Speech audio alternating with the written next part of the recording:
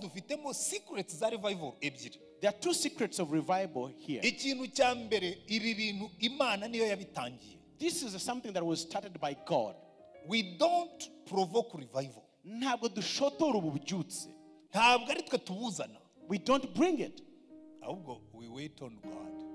Turabutegereza, turarindira. Ariko hari ikintu gikomeye cyane nshaka kubabwira. But there is something very important that I'm going to share with you. Hari isengesho nize ariko ngiga ntinze. There is a prayer that I understood, but I understood it late. Najyaga ngenda nkicara ahantu ngasenga n'ubu ndacyabikora. I used to go somewhere, sit and pray. I still do it. Ngasenga nkabwira Imana nkayiha amabwiriza nkayiha.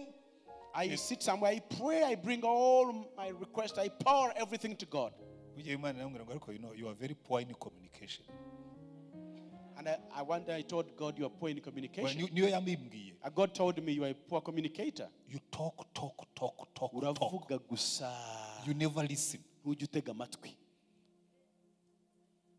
Naje gusanga kenshi nibyo dukora. We talk. And I came to realize Mana.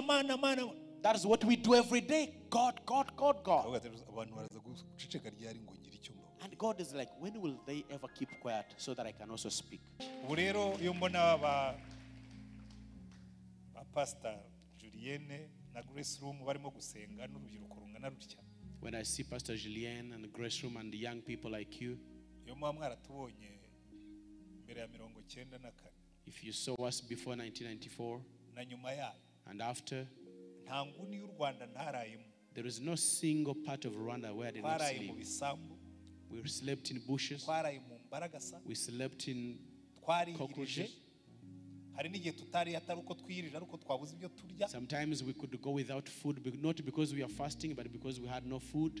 But when I see a young person like Julienne, Pastor Julienne, Grace Room with young people like this, this ministry will not die. This ministry even the Indians are better than us. Have you been to the shop of Indians? You will find their God. He has built an altar. Before he opens the shop, he has to just give out the perfumes and the burn incense. And he will book it very visible. When you go to their homes,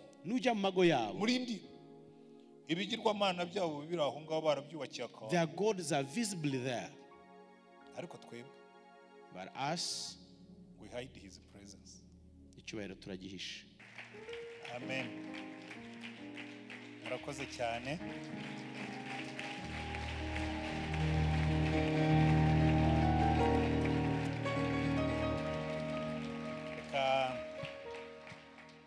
Tugihagaze. Still standing. Niba Papi Clever kiri hano. If Papi Clever is still here, ndagira ngo atiyobore mu ndirimbo nkunda. Let him lead us in a song that I love most. Amushwa kwa yize 19 mu gakiza.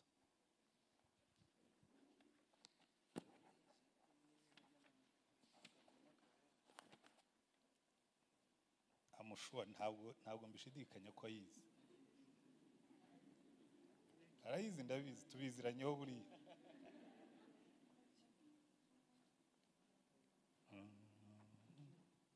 Kwajewe burya buri muntu agomba gukora icyo yaremewe. Iyo nteye indirimbo birapfa. You know, people should learn to understand in their gifts. I can't sing. If I sing, everything will go wrong. Actually, I do sing. I don't start songs. Kuko iyo abandi baziteye ndaziririmba ariko don't ask me to start kuko it's a calamity. Iyo nyitangije aba ari icyorezo kibaye. Mana turategereje kwakira uwo mwuka wawe tumugusa twizeye mutwohereze mana yacu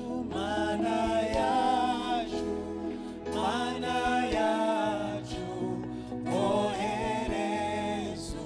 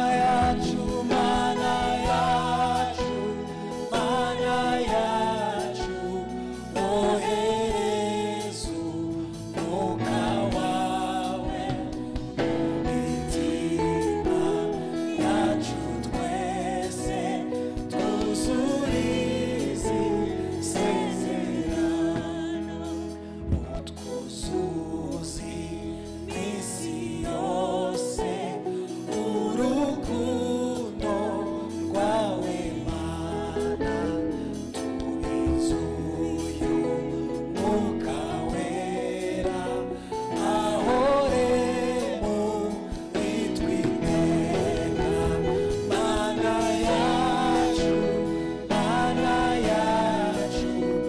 ohereza umwuka wawe mu mitima yacu twese twuzurize isezerano kandi impano z'uwo mwuka uzitugabire nani inzukize n'abarwayi nabo bakumenye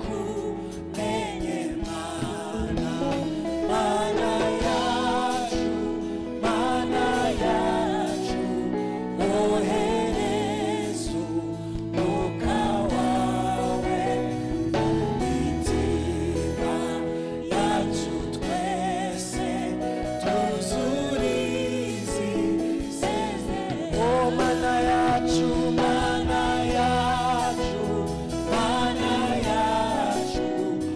ohereza umwuka wawe mu mitima yacu twese tuzurize isezerano. Amen. Akoze Papi Clever na Dorcas. Thank you, Papi and Dorcas. Ninde wabwiye ngo mwicara ariko? Who told you to sit? Bambwiye ngo muri Grace Room ngo murasenga ngo you keep the foot on the pedal. None muricaye. They told me, Grace Room, you're so very good at praying that your foot is always at the pedal and you're quick at sitting. Hari umuntu wigeze kuza gusura u Rwanda muri 1995. Someone once visited Rwanda in 1995. Aratubwira yari umunyamerika. He was an American. Naramwinterpretaga. I was an interpreter for him. Aravuga ati I've come with a heavy burden of prayer for this nation. Ati nzanye umutwaro ukomeye wo gusengera iki gihugu. Nitera hejuru ndavuga ni hallelujah. And I was like, yes. Umunsi wa mbere arigisha. First day he preached. Where is the heavy burden of prayer? And mu mutima wanjye nibaza wa mutwaro wo gusenguri. Second day Musi wa kabiri arabwiriza. Finally ndavuga nuzi ikintu. And I was like, now Uyu mugabo si umunyamasengesho. this man is not a prayerful man. He is a preacher about prayer. He is a preacher about prayer. Ni umuvugabutumwa wigisha ku gusenga ariko adasenga. Tujya tubikora. We do that. Kunganyi iyo mfashe microphone. When you hold the microphone here, Ibintu byose bihinduka Bibiliya. everything becomes the Bible. Mu Cyongereza baravuga ngo iyo umuntu agendana inyundo. In the Bible, when they say, the English, they say when someone walks with a hammer, He sees nails everywhere. babona imisumari ahantu. Umuntu ugendana inyundo abona imisumari ahantu Nanjye hose. rero iyo mbonye umuntu wese bitamubonamo icyo namwigisha cya Bibiliya. So whoever I see before me, I will always find a message to teach them in the Bible. Ndashima Imana. But I thank God. I was born in prayer. Yuko navukiye mu masengesho. Physically, mu buryo bufatika. Yego maze mabwira ko ngako ntabwo ndi bitindeho. Let me first tell you this. Yewe nitwa Rutayisire. I'm called Rutayisire. Noneho naje kubaza mama ariko mama mwakuye kunyita Rutayisire. I once asked my mom, why did you name me Rutayisire? Arambwira ngo rero uvuka warakana kari fragile. And she told me you were a very fragile baby when you were born. Kandi urumva icyo gihe twebwe nta clinics zari zihari nta bitaro. Those days there were no clinics, there were no hospitals. Twebwe twavukiye mu gikari in the backyard. We were born in the homes, in the backyards of our homes. Nta muganga uhari. No doctors. Kaza kakana karwaye iki? And they would ask, what is this baby suffering from? Day 1. Musi wa mbere, the baby's kana kararira. Day 2. Musi wa kabiri. Day 3. Musi wa gatatu. Bigeza ku munsi wa 8 rero nibwo basohoraga abana. Up to 8th day, when the babies would be taken out. Ko yanze gupfa. But this baby has not has failed to die, refused to die. akaba yanze no guceceka. And he can't keep quiet from crying. Ntacyo, reka tumwite izina, azapfe yitwa izina. So let us just give him a name. At least he would die with a name. Hanyuma baraza, papa mfata mu ntoki. So my father held me in the hands. And I was crying. Anyita Rutayisire. And he named me Rutayisire. Bivuga ngo rutamujyanye.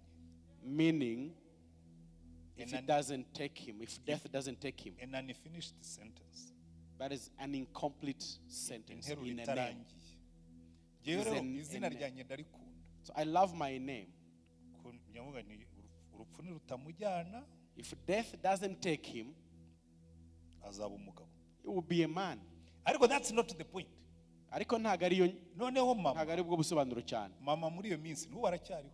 My mom in those days, she's still alive. Uje yabikubwira, yari muri good mood. If you ask her, she will tell you if she's in the good mood. Abwira Imana ngo Mana uyu mwana ni umuma. And she told God and said, Lord, if you give me this child, nzamugusubiza. I will give him back to you. Noneho Imana irabikora. And God did it. Nkajya mbona mama ambwira ariko mwana wanjye uzabe padiri. I say, my son, you should be a Catholic priest. Ndagenda niga mu seminari. I went to the seminary school. Mu padiri binjyamo rwose nanjye numva ndabishaka, numva it's nice. And I developed the love for the priesthood. Mama kishima erambwira ati nimbona wambaye ikanzu. And my mother would be excited if I see you putting on the priesthood garment. Simenye yuko yantanzeho igitambo. And I never knew she offered me as a sacrifice. Noneho finally ngejeje ku myaka 19. But I was about 19. Nareba inkumi zose nkabona zabaye nziza. I would look around and I see all the girls beautiful. Every girl looked beautiful to me. Natega amatwi umubiri wanjye nkumva harimo imitingito. And in my body there would be vibrations. Abana rero iyi mitingito naziriya nkumi n'ubupadiri ntibizajyana. And I would be these vibrations in my body and these beautiful girls I see. Not vibration, earthquakes. The earthquake. It is actually beyond vibration. It's an earthquake. I had earthquakes in the body. Noneho nigira muri university. So I went to the university. Mama arababara. And my mom felt so bad. Mama bigutwaye. She said, Mom, what's wrong with that? Hanyuma finally tukati long story short. Inkuru tuyihinnye. Isira turuna igaruka yatangiriye. The world rotated and came back to the starting point. Mba pastori. I became a pastor. Utameze nk'aba Julienne. Not like the Pastor Julien's. Mba pastori wambara kora mu ijosi. I became a pastor who puts on the white collar. Akambara n'ikanzu. And puts on also the long garment. Mama umunsi nawe pastori. When I became a pastor, yamanitse amaboko muri sare. My mom lifted up her hands. Aravuga ngo Mana. And she said, God, ibyo nagusezeranije birasohoye. What I promised you has come to pass. Rero amasengesho ya mama yangize pastori. My mom's prayers made me a pastor. Amasengesho y'undi mu mama angira umurokore. And my mom's pastors made me a born again. Hari undi mu mama. There is another woman. Muzajya mwumva ntanga ubwo buhamya. We baramwishe muri genocide. She died in the genocide. Nuzura n'umukobwa we ndi umupagani. And we became friends with her daughter, but I was a pagan. Murabona uko mvuga ubutumwa bwiza. You see me how I preach. Wari kukunyereka ndi umupagani. If you saw me when I was still a pagan, nari umupagani. I was a good one. Sinigeze mba umusinzi. I never became a drunkard. Ariko nari umupagani. But I was a good pagan. Nkarwanya ibintu by'agakiza. Ntabwo narwanyaga iby'Imana, narwanyaga iby'agakiza. I fought things of this born againism, not the godly things, but the bonism thing. Uwo mama yari wa mupantekote ugutega igitambaro from Monday to Sunday niyo yabaga aryamye yabaga agiteze. And this woman was a born again Pentecostal believer who always wrapped her head. Nta kindi kintu yavugaga Yesu mu bintu byose yavugaga Yesu akabaretse uyu mukecuru nta bindi azi kuvuga. Everything about her life was Jesus. Jesus was the first thing to get out of her mouth. Umwita umukecuru nuko agiye ubwo nari mutoya nta nubwo yari namukuru afite nk'imyaka 40. She wasn't very old. It's because then I was very young. She was around 40. Akajya abwira uwo mukobwa we twuzura ngo uyu muhungu ni umupagani nanga ni yaje hano. She would tell her daughter, this young boy is a pagan. I don't like it when he comes here. Ariko umuhanuzi umwe One prophet who had come from Congo. We met there. He looked at me. I was criticizing the Bonism things. And everything looked fake. And I told him, you guy, do whatever you do. Say whatever you want to say. You shall serve the Lord. And then this man turned to the mother and told this woman, do you see this young man? It is God that brought him here. And if he, though he loves your daughter, he is not your son-in-law. What God has brought him for is for me to pray for him, for him to get born again and to serve the Lord. I laughed. 5 years after,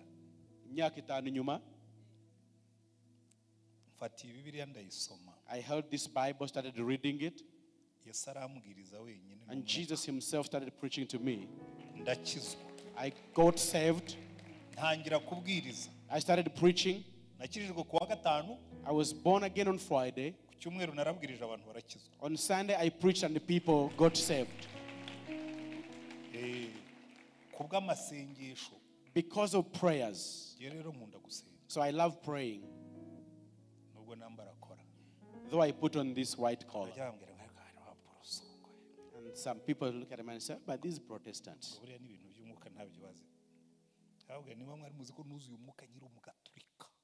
I got Holy Spirit filled when I was still a Catholic believer. Seated under a tree. Now let us pray. And I want us to pray in that song. Because revival. We are talking about revival. We are talking about the glory of God. Actually, the glory of God is not icyubahiro. Actually, the glory of God. Glory of God the glory has the glory, but also has the beauty and the splendor of God. Hariho ubwiza ubona ukumva ntabwo wabwumva. There is that imaginable, undefinable, and incomprehensible splendor of God. Ukumva n'ubwiza ariko burimo n'icyubahiro. It is splendorous, but it's also full of glory. Ikibazo tujya tugira ku isi. So the issue we have, ntabwo turabyumva byombi. We haven't differentiated between these two. Abakunda ubwiza bw'Imana. People have the beauty of God, the goodness of God, minus the glory of God. Ndenda gusaba buri muntu wese yisengere. I want everyone to pray for himself or herself. Iyo uba mu cyumba cy'amasengesho, when you're in the prayer room, kenshi umera nk'umukozi ukoresha igitiyo. Many times you are like a worker who uses the spade. Muri igitiyo, a spade, abagikoresha bose, people who use it, baratiyura, bakanaga. They pick and throw. Ndagira ngo uyu munsi noneho mukore nk'ukoresha ikiyiko. I want you to do like someone who uses using a spoon. Though they are like the same. The spoon picks little, but you put in yourself. Everybody is going to pray for himself or herself. Ugiye kuba wisengera. Amen. Amen. Ubwira Imana ngo Mana. And I told God, ngirira neza. Do good to me. Ungenderere. Visit me. This night. Iri joro. In a special way. Mu buryo budasanzwe. Icyo uri busabe Imana sinkigutishira mu kanwa ngo senga gutya, just pray. I will not ask you or tell you what to pray for. I will ask you to pray. Just pray. Ariko mu byo usengera byose. But whatever you're praying for, niba warazuye n'umwuka, if you have ever been filled with the Holy Spirit, none umugoro bwira Imana ngo Mana, then pray. Take me to a higher level. And ask God to take you to a higher level. Saba Imana ikujyane ku rundi rwego rwo hejuru. We kuguma huri. Get out of the normal. Ariko niba taruzura umwuka. But if you are not yet spirit filled, bwira Imana ngo Mana, ask the Lord. Iki cyumweru, this week, ikizashira, should not end ntuzuye umwuka. Without me being filled. Mana turategereje kwakira uwo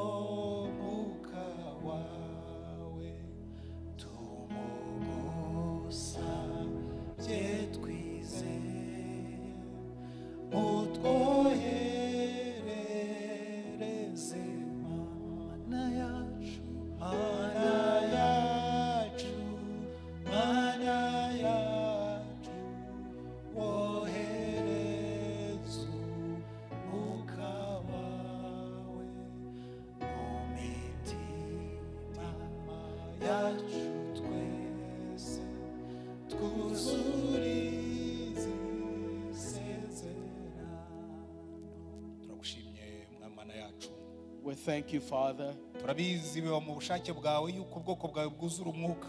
We know it is in your will that your people be filled with the Holy Mana. Spirit. twemerera utugirire neza kuri uyu mugoroba. Do good to Reka us this imbaraga evening. z'umwuka wawe wera zigendagende hagati muri And let the twebwe. power of the Holy Spirit move. waratubwiye ngo ibikombe byose bizuzuzwa. Let every valley be ngo filled. n'imisozi yose The izaringanizwa. mountains will be turagusabye leveled. mwami mwuka We wera. pray, Lord, Holy genda Spirit, genda hagati muri twebwe. move in our midst, genda genda Lord. hagati muri Move in our twebwe. midst, genda Lord. genda hagati muri twebwe. Move in our midst, genda Lord. genda hagati muri twebwe. Move in our midst, reka buri muntu Lord. wese uri muri iri teraniro. Let everyone in reka buri this muntu wese service. urimo kudukurikira. Let everyone ari follow hafi it. cyangwa ari kure. Near or reka imbaraga far. zawe zimanukiye Let your power umugoroba. come, Lord. reka imbaraga zawe Let zimanukire your power kuvura come, ahantu. Lord. reka imbaraga zawe zimanukire gukora kuri buri Let your muntu. power come and touch Fill everyone. every heart, Lord. Oh, reka imbaraga zawe yes. zize. Let your power Mwami Yesu come. waratubwiye ngo Oh, yes, umwuka Lord. wera naza. Let your Holy Spirit come. niwe uzemeza abantu ibyaha. He shall convict umwuka people wera of their naza. sins. niwe uzemeza abantu He ibyo shall convict gukiranuka. people of their umwuka wera righteousness. naza. niwe Oh, uzadusobanurira yes, byose. Lord. none Yes, mwami Lord. Yesu turagusabye genda genda hagati y'ubwoko bwawe. genda genda hagati y'ubwoko bwawe. imbaraga zimanukire gukora ibitangaza. imbaraga zimanukire gukora imirimo. uhembure umurimo wawe mu bwoko bwawe. uhembure umurimo wawe mu bantu bawe. uhembure umurimo wawe mu mitima yacu. Mana ucana umuriro kandi umuriro wawe waka.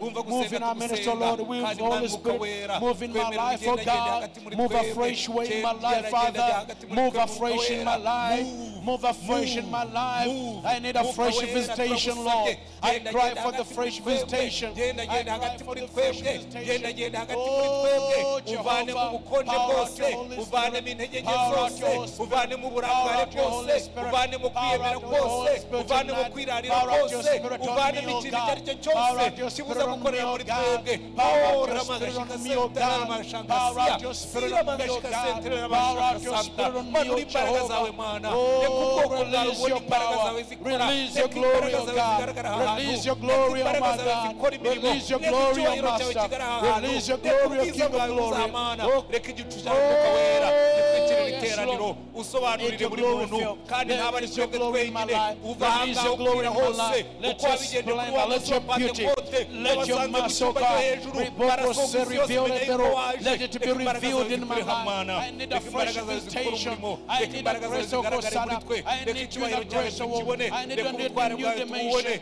I Mwami need a Yesu visitation, a reka new izina level, ryawe a rishyirwe new hejuru. way, oh reka izina God. ryawe Let rikore your name be ibitangaza muri twe. glorified in my kandi buri muntu life. wese uri muri Let iki your cyuma name be Mana. glorified in ndamusengeye my ngo life. umugenderere. Let your name be ndamusengeye gukora glorified in my ibitangaza muri we. life. In the ndasenze name ngo of abaje barwaye. Jesus. In the ndasenze ngo mighty abaje name of bananiwe. Jesus. ndasenze In ngo the abaje glorious bihebye. name of uyu Jesus. mugoroba In Mana the ukora glorious ibitangaza name hagati of muri Jesus. twebwe. tubigusabye Oh, tugitangira thank you, iyi Father. nyigisho. Thank ubikore you, muri twebwe Jehovah. kandi Do it, wigaragaze. oh God. ube Imana tuba ubwoko bwawe. uhabwe icyubahiro duhe Do it that your umugisha. name will be mu izina rya mwami glorified. wacu Yesu Do it that your Kristo. name will be glorified in our mu lives, izina oh rya mwami God. wacu Yesu Kristo. Oh, let my life be transformed by your Amen. power, oh God. Amen. Thank you, Jesus. reka ngarukiriza ahangaha. Thank you, Jesus. njya Hallelujah, nkunda Jesus. gutera abantu urwenya. I normally make people laugh or make it a joke. umupadiri umwe yigeze kwicara arimo gutegura misa. One person was preparing a message. He was preparing the mass. He was a priest. Yari padiri. He was a priest and preparing the mass. noneho abwira umwana ati nzanira ya divayi mba nkwaho gakeya igihe tutaratangira. And he told the waiter and said, give me the wine. I should be taking a little bit before we start. ashyira muri ya nkongoro bakoresha aranywa. He put in the glass and then the priest took arongera wine. yongeramo aranywa. He kept drinking. arongera yongeramo He aranywa. kept drinking. umwana aramubwira ati se padiri divayi ko ugiye kuyimara tutaratangira misa. And she asked the priest, we were going to finish the wine before the mass starts. aramubwira ati reka sha. I said, hold on. ati iyo nibutse ko ari amaraso y'umucunguzi. When I remember that this is the blood of the Savior, ati numva nanywa nkakomeza nkanywa. I feel like I should keep taking, nkanywa. keep taking, keep taking. nanjye rero hari igihe ntangira gusenga. Sometimes when I start praying, nkumva nakomeza nkongera I feel like I should keep praying, keep praying, keep praying. Hallelujah. Hallelujah. ariko hari umunsi bizakunda. But there is a day Amen. that this will happen. uyu munsi tugiye kwiga inyigisho We are going to learn a teaching or a message ivuga ngo inzira n'inzitizi z'ububyutse. about the ways and obstacles of revival Pathways to revival. or halfways to revival. murabizi buriya iyo usomye Bibiliya ubonamo ububyutse bwagiye buza bukongera bukazima bukaza bukongera bukazima bukaza bukongera bukazima ukibaza ngo ariko niki ububyutse buza ryari ububyutse bupfa ryari. When you read the Bible, you keep seeing in different types in the history of the Bible, revival comings and quenched away, comes and quenched away, and you begin to ask yourself, when does it come, when does it die? Burya rero n'ububyutse mutamenya ko bwari ububyutse kandi bwari bwo. There are some revivals you will never know it was revival and yet it was. Muzi igihe Yosuwa yateraga kuri Yeriko. The day when Joshua attacked Jericho, Imana yaramubwiye ngo Joshua, God told him, Joshua, yagiye kubona haje umusirikare, there came a soldier n'inkota ye, with his sword, nk'umusirikare wiyubaha, a respected soldier, nka general en chef, like a chief general. nawe akurayo inkota ye, He also got out his sword. azayizunguza. Then he came. Uze kuturwanya cyangwa uje kudufasha? Are you on our side, or are you for us, or you are against us? Ndaramureba aramubwira ngo nta na kimwe muri ibyo. I said, none of two. Banza ukuremo izo nkweto zawe nkubwire First, ikora. remove your shoes. Jyewe nje kubera umugaba ingabo z'Uwiteka. I have come as the chief, the captain of the army of God. Noneho Yosuwa we yibwira ngo amubwiye ngo aje kuba umutware w'ingabo za Isirayeli. And Joshua thought he has told him he's come to be the captain of the army of Israel. Aramubwira ati noneho jyewe umugaragu wawe nkora iki? I said, so what shall I do, your servant? Aramubwira ati kuramo izo nkweto. I said, take off your sandals, kuko aho uhagaze nahera. for this is the holy ground. Ntabwo ndi ubonetse wese. This is not for everyone. Inkweto azikuramo. He removed out his sandals. Ngo yikubita hasi. Then he fell down. Aramubwira ati ibyo kurwana ubyihorere. He says, stop fighting. Ejo muzazenguruke Yeriko. Tomorrow you shall surround or rotate around Jericho, mutwaye isanduka y'Uwiteka. carrying the ark of the Lord of the Mushyireho covenant. abagenda bavuza amahembe. Let people blow the trumpets. Kandi aho ngaho isanduka iri aba ariho azajya avugira. And that very place where the ark of the covenant is should be the Abandi blood mwe that blow. muyigenda inyuma mucecetse. Then others keep quiet behind the ark. Mu yandi magambo In other words, mugende mushengereye. keep. Gushengerera no kugenda uherekeje umuntu ukomeye. You are escorting someone great. Amahembe akavuga abandi bakagenda bacecetse. The trumpets are being blown, but everyone else is quiet. Umunsi wa mbere barazenguruka basubira mu The ngando. first day they moved around Jericho. Yari yamubwiye ngo ku munsi wa karindwi muzabyuke kare. And he had an instruction that on the seventh day you shall raise Ngo up early. muzazenguruke karindwi. Then you shall move around it 7 Ku times. nshuro ya karindwi On the 7th time, mwese muzabone kuzamura agasaku. everyone shall shout and make a noise. Hanyuma buri muntu wese azazamuka imbere ye. And then everyone shall be brought before God. The glory of the Lord. That will be the glory of God. Babikora uko bategetswe. They followed the instructions. Ku munsi wa karindwi On the 7th day, inkike za Yeriko zikubita hasi. all the walls of Jericho fell down. Yeriko barayifata. They captured Jericho. Ntabwo inkike za Yeriko zarituwe nuko bazizengurutse. It was not about the surrounding of Jericho that made it fall. Icyubahiro cy'Uwiteka. It was the glory of God that made the walls fall. Cyubita kabod kuremera. The glory. Icyubahiro cy'Uwiteka. Icyubahiro cy'Uwiteka cyicaye kuri iyi nzu Meaning yamanuka. cupboard. It was so heavy. If it comes over this house, it will fall. Muzi hari igihe Imana yazaga ngo igicu cy'Uwiteka kikuzura inzu. Sometimes the cloud of the glory of God would come and fill the temple. N'abatambyi ntibatinyuke kwinjiramo. And the priests could not dare stand or enter. Marambwira Imana. Sometimes I do ask God. Abacu twubatse urusengero runini. We built a very big temple of Wenda ndaza church. kubivugaho ko ngiye kwihuta nigisha. Maybe I will talk about it. Ntabwo nenda kubabwira iby'urusengero. I'm not going to talk about the church building. Ngo umwana baramubwiye ngo imvura igiye kugwa. They told one child that it's going to rain. Oya barasengeye imvura. They prayed for rain. Imvura yari yarabuze. It had stopped raining for long. Basengera imvura. Then they prayed for rain. Hanyuma bagiye umwana afata umutaka. And then the child took the umbrella. Baramubwira ati se ko utwaye umutaka. And then, why are you carrying the umbrella? None se ntitumaze gusengera imvura. We have prayed for rain. Murizera se kuri bugwe. Do you believe it will rain? Kiyo ntwaye umutaka kuko nigo nditwikira. Me, I have carried the umbrella because I believe that what we prayed for is coming to pass. Imana yatubwiye ko izatanga ububyutse muri iki gihugu. God said he will pour out a revival in this nation. How many people believe it? Ariko ni bangahe babyemera? Kanimwe mwikwihutira kumanika. Don't rush putting out your hands. Mushobora kuba mubyifuza. Some of you desire it, ariko sinzi ko mubyemera. but you don't believe it. Pastor Julien, Pastor Julian, urabyemera? do you believe it? Aka kibanza kiri Where is the land cy'umupastori wo muri revival, of a pastor in the revival? kuko kiri somewhere good to hear. Somewhere. Great. Kuko buriya hari ibintu tuzajya dutekerezaho. Because there are things we don't think about. Yewe maze kuba pastori, When I became a pastor, hari ibintu byinshi Imana yagiye itubwira, there are many things that God kept telling us. hanyuma ndipozisiyona, And then I positioned myself. hanyuma Imana iza kumubwira iti va mu ivugabutumwa ujye kuba pastori. And God told me, get out of evangelism and become a pastor. Ndavuga nti rero reka nubake urusengero, I said, let me build a church revival niza, so that when revival comes, I'm going to get my share. then at least I will have my share. Simple. That will be it. If you pray for revival, Nusengera ububyutse, yubaho kuzabona revival. live like someone who will see revival. Hallelujah. So nibyo tugiye kureba. So that is what we're going to see. Turasoma mu Bami wa mbere igice cya 18.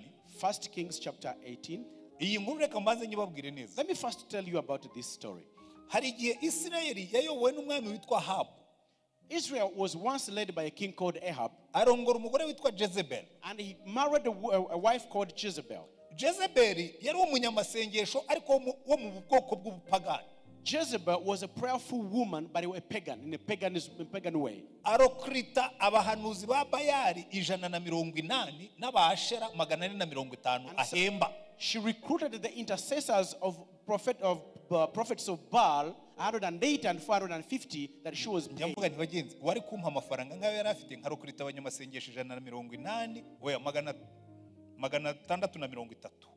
I was like, if I would get money to recruit such intercessors, about 630 to pray every day. Fully paid. Fully paid. Bahembwa rwose. Bicaraga ngo basangiraga n'umwami. They would sit and dine with the king, Bakamuhanurira ibinyoma. and they would prophesy false prophecies. Iyo rero ibyo byabayeho, When such things happen, icyubahiro cy'Uwiteka the kiva mu glory gihugu. of God, Icyubahiro cy'Uwiteka kiva mu rugo.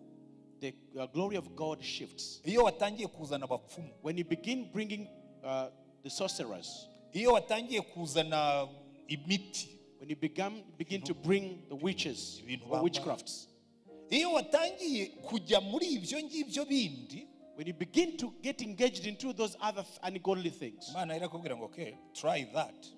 Imana yakubwira, Bayimfashe vacances. sawa bigerageze, I'm going to take a leave. Twigeze kujya gusengera umuntu yari afite umwana urimo amadayimoni. We went to pray for someone who has a child who was possessed by demons. Hari igihe mubona abantu bashaje ntimumenye ko kera batwikaga. Sometimes you see us old, you don't know that sometimes we are on fire. Turagenda dufata igicaniro twajyaga ku kazi nimugoroba tukararayo. We would go there in the evening and spend a night. Hanyuma bukeye Imana iratubwira ngo you are wasting, murimo muratigiye. Then God told us you're wasting your time. Uyu mugabo ku manywa This man during the day, ahahirirwa abapfumu. he brings sorcerers. Nimugoroba Then in the evening, mukaza mugata igihe. you pastors come and waste time. Mutahe. Go back. Nijye wari uyoboye group. I was the leader of the group. Ndamuhamagara n'umugore we. I called him. Ndamubwira monsieur. I told him, sir, twaje gusengera uyu mwana we came to pray for this child, ariko ntashobora gukira. but he cannot be healed. He cannot be delivered. Kuko Imana yacu ntigikorana n'ibyo ukora. Because our God does not work with the things you are involved in. Imana yatubwiye neza ko God told us clearly turara hano tudasinziriye. that we spend a night here, Ku manywa abapfumu nabo bakaza bakirirwa hano. and the sorcerers also spend a day here. None uhitemo. So choose. Niba uhisemo abapfumu, You choose sorcerers, so be it. let it be so. Niba uhisemo Imana, If you choose God, nabyo bigende bityo. let it be so. Hanyuma umugabo aratubwira ngo ibyo ari byo byose, And said, whatever the case is, ngo iyo umuntu ahira mu nzu, when someone is getting burnt in the house, ngo naho adapfunda they will imitwe. try everywhere for exit, trying to look for exit. Ndamubwira ntabwo ari ko Imana ikora. And I said, God does not do work like that. Witeguye kubireka cyangwa uzakomeza utyo? Do you want to engage with God, or you are engaged with sorcerers? Atoya. I said, no. abapfumu maze kubaha amafaranga menshi. I think I've given a lot of money to the sorcerers. Ntabwo nzahagarika ntababyaje umusaruro. I will not stop them now. They have to pay what I paid to deliver what I paid them for. Ntuzi icyo Imana yatubwiye? You know what God told us? Reka ziye nyikubwiye. Let me tell you before we leave. Uyu mwana azapfa. This child will die. Kandi ejo ntituzagaruka. And tomorrow we are not coming back. Cyakora umunsi yapfuye. But when he dies, tuzaza kugufasha mu kiriyo. We shall come stand with you. Nagira ngo biramutera ubwoba. I thought maybe he would be scared. Arambwira ngo nta kibazo. He said it's okay. Ngo natwe twese tuzapfa. That all of us shall die. Hari abantu binangira. There are people who are heart-hardened. Naha rero niko byari byaragiye. That was the same case here. Imana iva mu gihugu. God moved out of the land. Ariko ituma umuhanuzi wayo witwa Eliya. But he sent one prophet called Elijah. Ngo jye sindi Imana igenda idasezeye. Say, I am not a God who doesn't tell people that I'm shifting. Genda ubabwire ngo. Go and tell them. Kuko mwizeye Bayali Imana y'ibicu. Since you believed Baal, the god of skies. Na Ashera Imana y'uburumbuke. And Asher, the god of fertility. Ngiye gutwara imvura. I'm going to take away rain. Yanjye. Bayara zabahiye. Then Baal will give you his rain.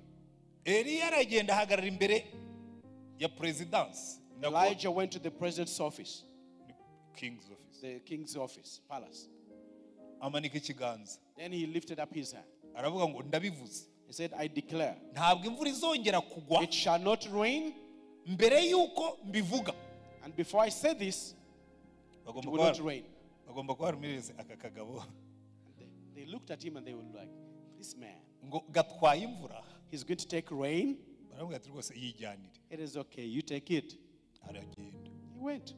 Amezi atandatu arashira. 6 months. Nta mvura. No rain. N'akagezi yicaragaho ka Keriti karakama. And the bloom where he sat, the river of Kerat, it dried up. Baravuga ati Eliya.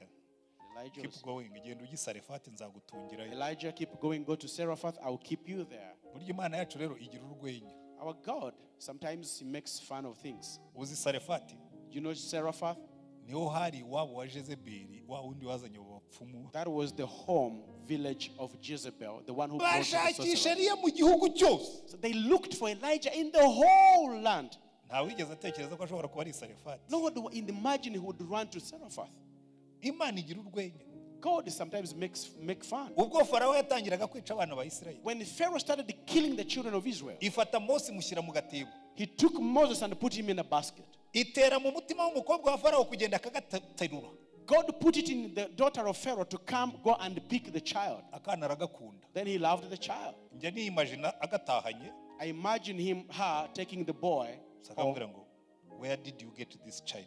And bamubaza ngo uyu mwana wamukuye. Ubu si kamwe muri bwa bwana navuze ko bwica bw'Abayahudi. Is he not part of the boys I said you should kill? Daddy, ni wica kakana nanjye unyicane nakugiye rwose umutima wanjye wafatanye n'uwako.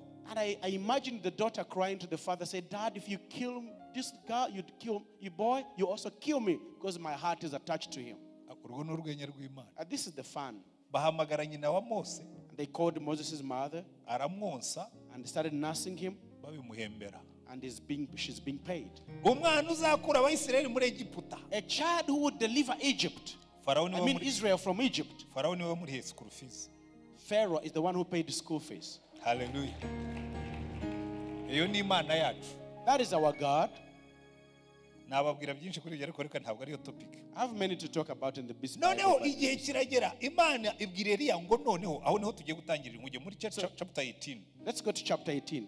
Imana namubwira ngo amapfa barayumvise. They have heard about, God told Elijah, they have heard about the drought. They felt it. Ghosts. Ubu bamaze kumva icyo bita amapfa. They have felt what, they now know what drought is. So stand up and go back. Now stand up, Elijah, and go back. Nuko hashize iminsi myinshi ijambo ry'Uwiteka rigera kuri Eliya. Ubwo wari umwaka wa gatatu inzara iteye riti genda wereke Ahabu nanjye nzavubira isi imvura. And it came to pass after many days, that is 1 Kings chapter 18 verse 1.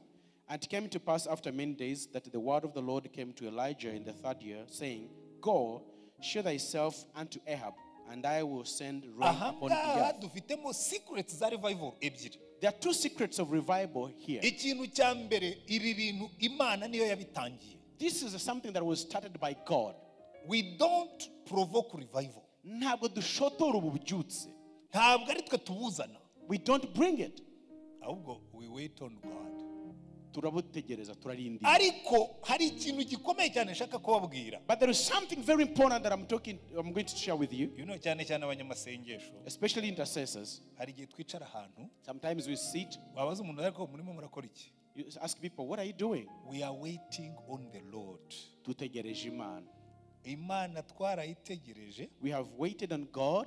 ariko Imana nayo idutegereje. God is waiting on us. Itegereje umunsi Waiting on a day. izavuga tukumva. He will speak and we hear. Hari isengesho nize ariko ngiga ntinze. There is a prayer that I understood, but I understood it late. Najyaga ngenda nkicara ahantu ngasenga, n'ubu ndacyabikora. I used to go somewhere, sit and pray. I still do it. Ngasenga nkabwira Imana, nkayiha amabwiriza, nkayiha. I sit somewhere, I pray, I bring all my requests, I pour everything to God. Bujye Imana iramubwira ngo ariko you are very poor in communication. And I told God, you are poor in communication. Niyo yambimbwiye. And God told me, you are a poor communicator. You talk. Uravuga gusa. You never listen. Ntujya utega amatwi.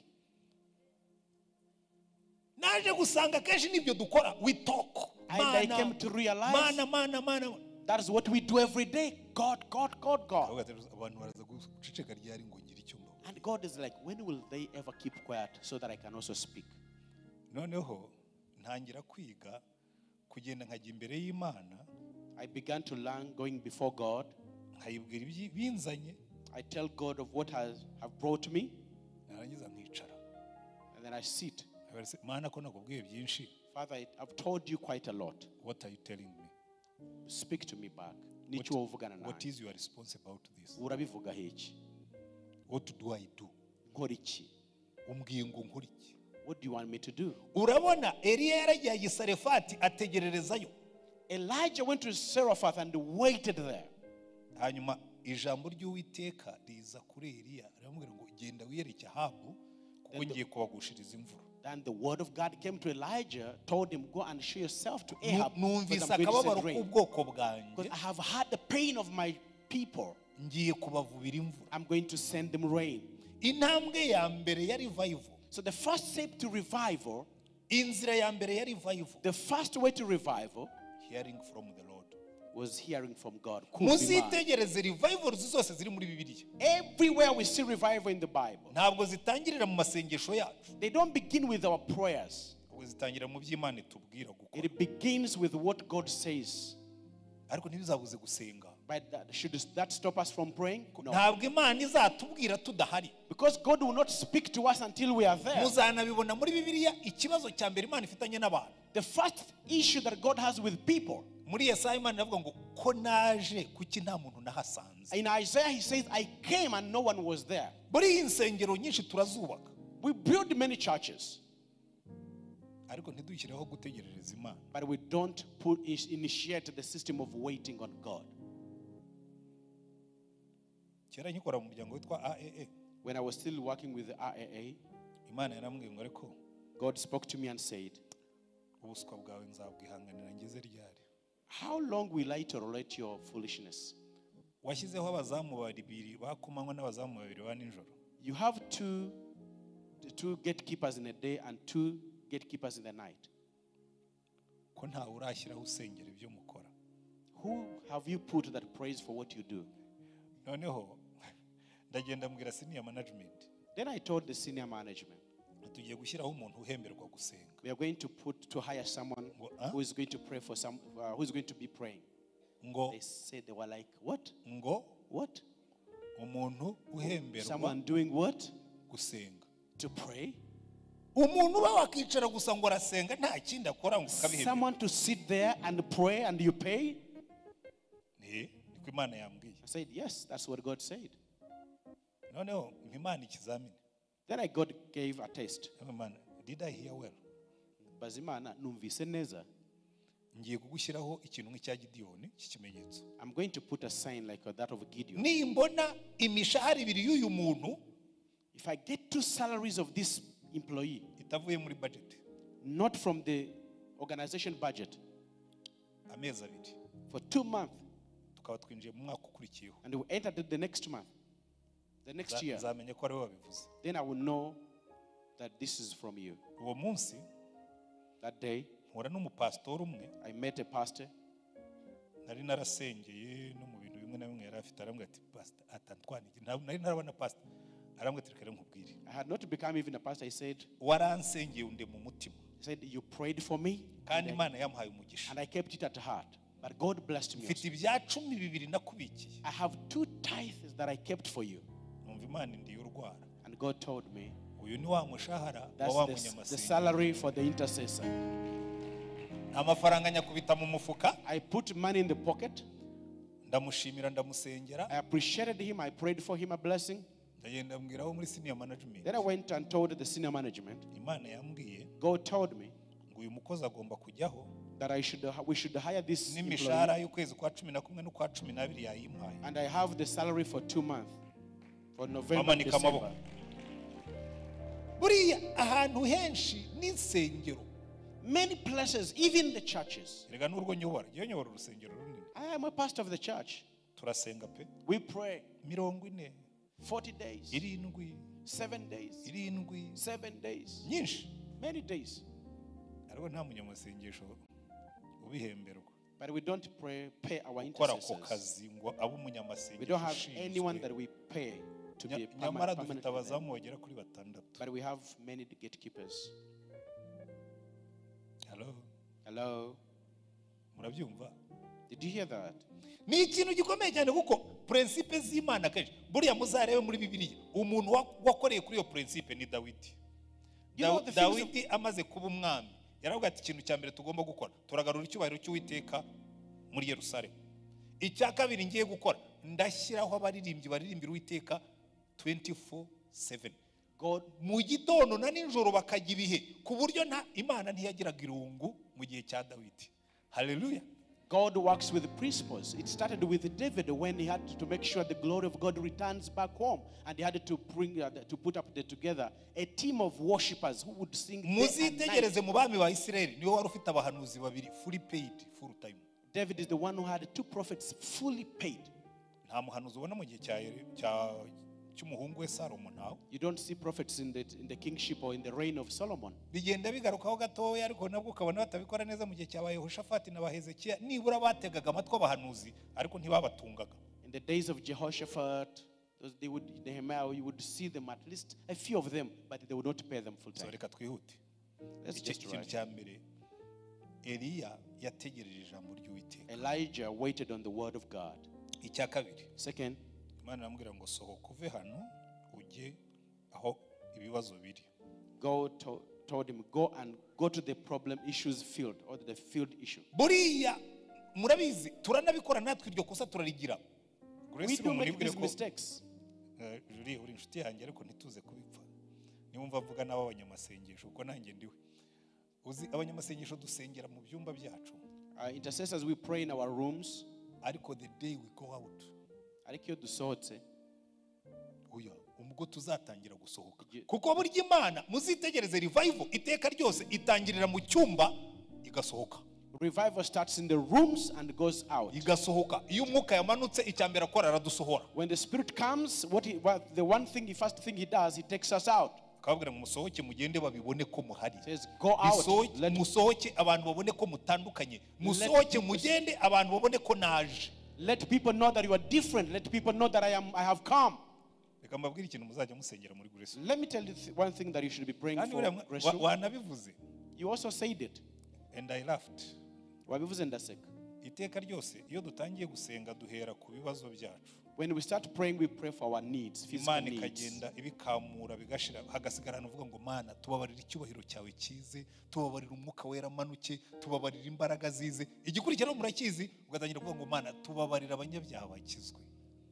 People begin to forget about their needs, and then they come to a level of praying, Lord, we need your revival. Kandi ibyo ngibyo kugira ngo bizashoboke. Father, let people get saved. Nimusengera amatorero yose. Pray for this to happen. Begin to pray for churches. Muri Grace room. In Grace room, muheke itorero. Carry the church.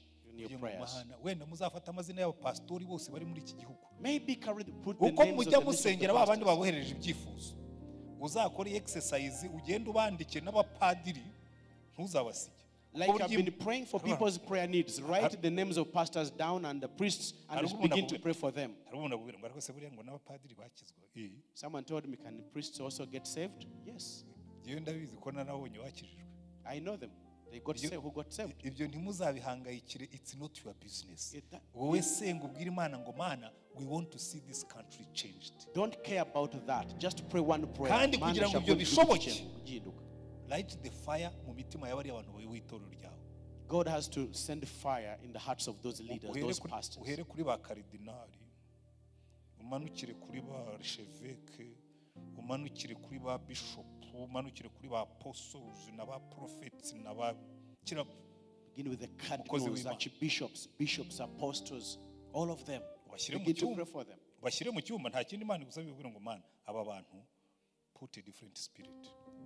Put them in a prayer room utangire gusaba ngo Imana ibasukeho umwuka wera. Ubu twe tumaze kuzuza urusengero rwacu. Mu cyumba cy'amasengesho nicyo turimo gukora. We have completed our church. Nkashyiramo amasengesho 2022. Yewe numva hari ikintu Imana irimo gukora mu kirere cy'iki gihugu. Something is going to happen.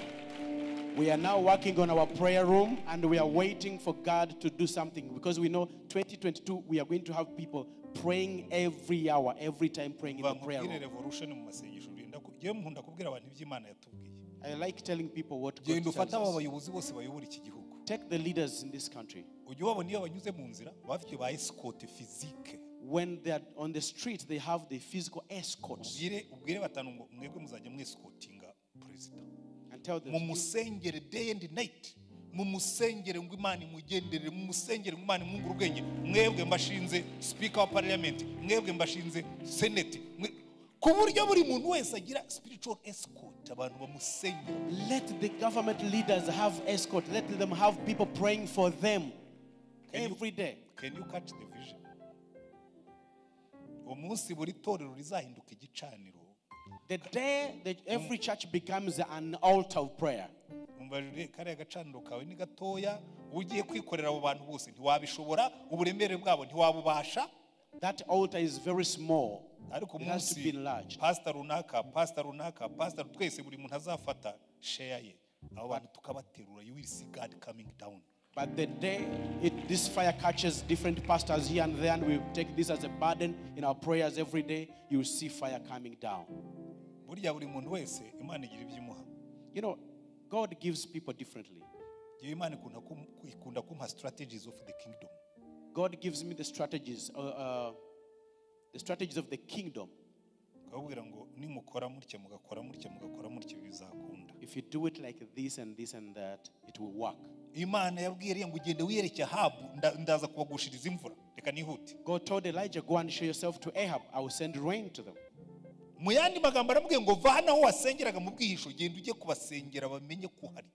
other words, get out of the prayer hiding place and go and show yourself to them. Let them know you are there. Go and pray for them. Verse 21. Verse 21. Principe numero 2. The second principle. Arababwira ngo nuko Ahabu atumira Abisirayeli bose nabo bahanuzi bateraniriza ku musozi w'i Karumeli, nuko Eliya yegera abantu bose aravuga ati muzageza he guhera mu rungabangabo, niba muzi ko Uwiteka ari we Mana nimumukurikire, kandi niba ari Bayali abari bumukurikira. Verse 20. So Ahab sent unto all the children of Israel and gathered the prophets together unto Mount Carmel. And Elijah came unto all people and said, How long shall I be between two opinions? If the Lord be God, follow him. But if Baal, then follow him. And the people answered him not a word. This is choosing between the kingdoms. The issue we have as a church, the problem you all have that I want to tell you, I spent long in prayer rooms. I saw theft in the prayer rooms. We remove our shoes and put them somewhere outside. Someone with old shoes goes out and picks the new shoes. akazikubitamo akigendera They put them on and go. kandi akazagaruka. And they come back to that very prayer room. Nabonye ibyumba I've been to prayer rooms. tugenda tugasenga, We go there and pray. akaba igihe twihengeka tumaze nk'iminsi 2. We've been praying for 2 days and we take a Sinzi short naho nap. abanyabyaha bakura imbaraga. I don't even know where sinners get the courage. Umuhungu n'umukobwa twabafata bari barimo gusambana. We get boys and a girl and boy. They are Abantu. fornicating. Tumaze iminsi 2 tutarya. We've been fasting for 2 days. They find strength to commit adultery. Bakabona imbaraga zo gusambanira aho ngaho. Aba bantu. Noneho Imana ikavuga ngo umva kandi no hanze niko bimeze. And this is the same thing outside. Nimureba aba honorable citizens buzuye aha ngaha n'abakristo. All the people you see around, Bakeneye iki kibazo. they need Honesty in the presence of the Lord. gukiranuka, kuba abanyakuri. Kuko erega aba bantu ba Israeli n'ubundi ntabwo bari barataye Imana. These Israelites had not walked away from God. Bari bakiyita ubwoko bw'Imana. They were still named after God. Bari bagitamba ibitambo. They were still giving offerings. Ariko bafite na Bayali na Ashera. But they also had Baal and Asher near them. Imana irambwira ngo Eliya genda ubambwirire ngo nimubanze musobanuke. And God told Elijah, go and tell them, let them differentiate. Reka mbabwire aka kantu njye kuri point ikurikiyeho. Let me tell you this and then I'll go to the next point. Nkikizwa When I had gotten saved, rero nakijwe mu buryo buri independent. I got saved in an independent manner. Byara abantu bakunda kwitekerereza. Bakunda There are kwitekerereza. people who like thinking. Batagendera mu bigare. They just don't follow the pressure. Nabonaga abarokore batanywa inzoga batagira biriya ni ibintu by'abantu. I would see the born again Christians not drinking, and Ndabanza madness. soma Bibiliya yanjye ngo niyemeze ko kunywa ntacyo bitwaye. Then I read the Bible to be sure and convinced if drinking has any problem. Ndakomeza ndinywera. Then I kept drinking. Karahure kamwe 2. 1, 2, 1, 2. Hajyana n'abahungu ndetse twabanaga tukagenda nkinywera uturahure 2. With all the young men we live together, we just go take 2 1 glasses. Noneho one good day Musumwe, Imana irambwira ngo hitamo. God told me choose. Ba bahungu barambwira ngo turagukunda. And these young men told me, we love you. Wowe uri umurokore. You are born again. Listen carefully. Listen to Wowe this. uri umurokore special. You are a special born again Christian. Imana ibitwistingaho gatoya. God twisted it a little bit. Numva omelette special. I had omelette, special omelette. Muzo omelette special. Do you know special omelette? Harimo butunguru, Has some onions, harimo poivron, has the harimo green pepper, ibirayi, has some potatoes, sweet harimo potatoes, inyanya. has some Hani sasa. potatoes and So ndi umurokore special, ndasa na omelette so special. I am a special Ndavanga. born again, meaning I resemble the special omelette. Next decision ndababwira numva rero twumvikane. Then I told them, Nkora mu mfuka nkora amafaranga nsengera byeri. I bought them beer right there. Ndababwira ni this is a farewell beer. And I told them this is the farewell beer. Iyi ngiyi niyo kubasezera. Sinzongera kuba umurokore special. I will not be a special born again. Ngiye kuba umurokore ordinaire. I am going to be an ordinary born again Christian. Ndasezera. Then I prayed. Ndasobanuka. Then I became clear. Uyu mugoroba ndababwira mwese mwicaye mu hano. This evening I'm telling you who are seated here. Hitamo. Choose. Hitamo. Choose. Kuko hari abantu bagenda bakanezeza abantu ariko batanejeje Imana. Because there are people, you please people but you don't please God. Help me, Holy Spirit. Fasha Mwuka Wera. Convict these people. Yemeze bano bantu. Umurokore special. Special Christian. Hanze rwose fine. It's fine out there. How do you appear in the presence of the Lord? Wowe ugaragara gute mu kwaho kw'Imana? Uravangavanze cyangwa urasobanutse? Are you just mixed up or you are clear? Niba muzi ko Uwiteka ariwe Mana aba ari we mukurikira. If God is your God, follow God. Amen. Kuko Bibiliya iratubwira ngo mu minsi ya nyuma. Because in the later days, Paulo yaranditse aravuga ngo hazabaho abantu bafite ishusho yo kwera Paul said there will be people who will resemble righteousness, ariko bahakana imbaraga zako. but they deny the power of righteousness. Ngo bazaba bikunda, They will love themselves, ngo badakunda ababo, not loving their people. ngo birarira, They will be, boastful. into themselves, boastful. Iyo nitegereje buri munsi nsanga niyo generation turimo. And that is the generation we are living in. Abantu bazi kwa appearing, People who want to appear. bakagaragara neza, We look good. ariko deep inside. Ariko imbere. Urashaka kumenya uko bigenda? You know how to know how it works? Who are you at home? Urinde mu rugo. Abana bamwe mwarananiranye. Some of you are impossible at home. N'abagabo bamwe twarananiranye. Some of us men are impossible. N'abagore bamwe mwarananiranye. Some women are impossible at home. Ariko muri church, But at church, you are the best. very good. Turabambere. Choose. Tugomba guhitamo. Ikintu kibabaje no mu Most byahishwe. painful thing. Mu byahishwe mu zinyamaswa zibamo. The animals, the beasts that we see in the Revelation. Imwe muri zo irantangaza cyane. One of the beasts amazes me. Iyo azamutse mu butaka, The one that rose out of the ground. ngo ifite amahembe nk'ay'umwana w'intama, It has horns like of the ram, ngo ivuga nk'ikiyoka. but it Ni idini sounds isa like a n'ubukristo, ariko ikavuga nka Satani, igakora nka looks Satani. like Christ but speaks like the devil. Muhitemo. Choose. Hello. Muze kubisoma mu gice cya 13, nababwiye ngo ndihuta sinshaka kuharaza hano. You should read that in Revelation 13. Point 3.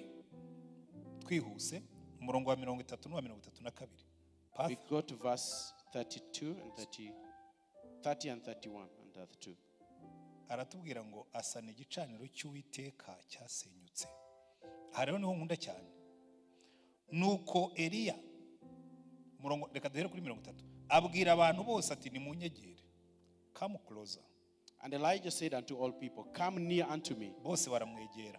And all people came near unto him. Asana igicaniro cy'Uwiteka cyari cyarasenyutse. And he repaired the altar of the Lord that was broken down. Eliya yenda amabuye 12 uko umubare w'imiryango ya bene Yakobo wanganaga. Elijah took 12 stones according to the number of the tribes of Israel. Ariwe ijambo ry'Uwiteka ryagezeho riti Isirayeli niryo rizaba izina ryawe. Unto whom the word of the Lord came, saying, Israel shall be thy name. Nuko ayo mabuye Eliya ayubakisha igicaniro mu izina ry'Uwiteka. And with the stones he built an altar in the name of the Lord, and he made it a trench. Mwitegereje abantu batubanjirije bose. Iyo Imana igiye guhembura ubwoko bwayo, When God is about to revive his people, irabanza igasana igicaniro he first works or repairs the altar. muri wowe. He repairs the altar in You become an altar. Wajya ugenda mu nzira, when you're walking on the streets, the fire is burning in you. umuriro ugatangira kugenda waka muri wowe. Hari igihuru cy'igicaniro nkunda cyane. There is Mose yabonye igihuru kigurumana. Igihuru kigurumana. Moses saw a burning bush. Day 1, He saw a burning bush on the first day. aragenda. Then he went. Day 2. Day 2. Buri cyatumye Mose ajya kureba kiriya gihuru. The reason why Moses went to see the burning bush, Umuntu wese waragiye inka arabizi ibihuru birashya. people who have been cattle keepers know how the bushes burn. Ariko ikintu cyamutangaje, But one thing amazed him. yaciye wabona igihuru kirashya. He was passing by and saw a burning bush. Agarutse nimugoroba asanga kirimo kirashya. When he came back in the evening, it was still burning. Abaherutse kiriya gihuru sicyo nabonye gishya. I was like, is this not the bush I saw in the morning? Cyangwa narebye nabi. Or maybe I was wrong. Following day, Umunsi ukurikira, the bush was still burning. igihuru cyari kirimo gushya n'ubundi. Ibihuru bya hano byagenze biti. I was like, what's wrong with the bushes here? Ariko ageze aravuga ati reka negere kiriya gihuru ndebe ibyakibayeho. But I came to a point I said, let me draw near so I can see what has happened. Asanga igicaniro cy'Uwiteka cyagiye mu gihuru. The altar of God is burning in the bush. Ndabwira Imana ariko Mana wanyemereye. I sometimes tell God, Umutima wanjye ukaba nka kiriya gihuru kigurumana. kindly make my heart an altar of an altar that burns like that burning Ariko bush, ntigikongoke. but without being consumed. Nyarumva pastor akabwira ngo ndwaye burnout. Sometimes I hear a pastor say, I have a burnout. Ko ntigeze nkubona ubaninga ubaninza uti byagenze biti. I've never seen you burning. How did you burn? You know, sometimes ari umuntu ahangayika cyane yagera akikubita hasi ati buriya nagize burnout. Sometimes people get overstressed and they fall down and say that was a burnout. Okay, reka noneho twebwe tubaninga ariko twe kugwa. Okay, let us burn, but let's not burn out. Ugurumane uzarinde usaza ukigurumana. Burn until you grow old. Umva sister Julienne. Listen, Sister Julienne. Ubona izi nkumi zawe. With these young ladies, zimwe zirabaninga kuko zikiri ntoya. some of them are burning because they are still young. Reka ejo bundi Imana izabaha abagabo.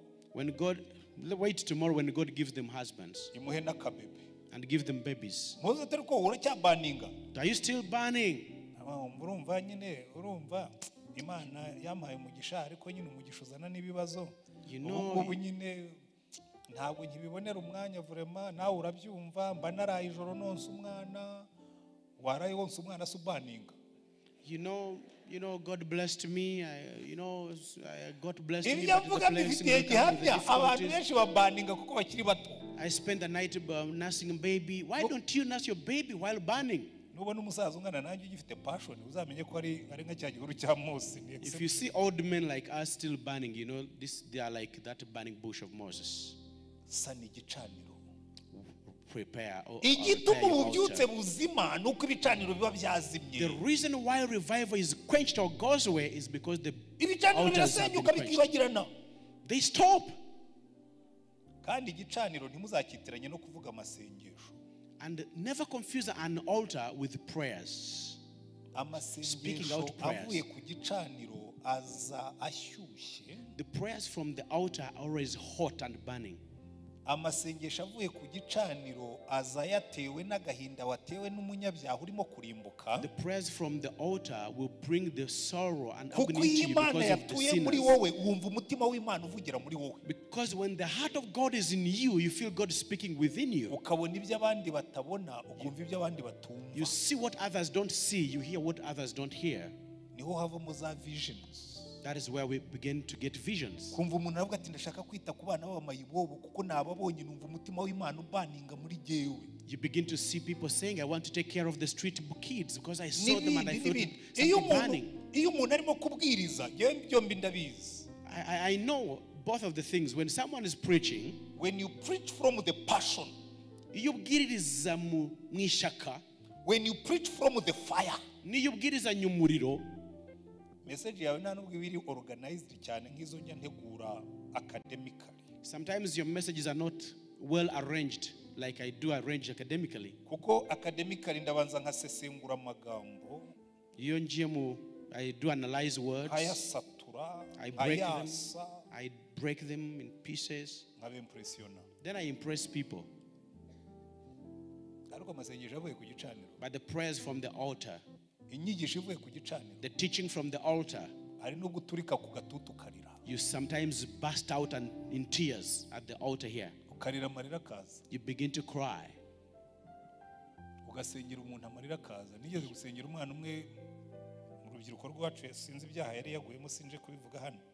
I once prayed for one youth at church. When I laid my hand on him, I cried, and they say, "You're crying?" I say, "I was once a cattle keeper. When a cattle keeper loses a cow to death, he feels bad. When a pastor is so much passionate about the congregation, they feel pain. Why should you worry about someone's home? From the fire. It's from the altar.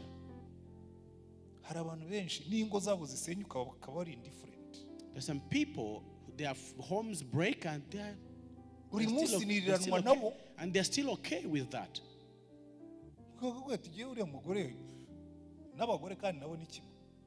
And it happens to men, it happens to women. They care about themselves.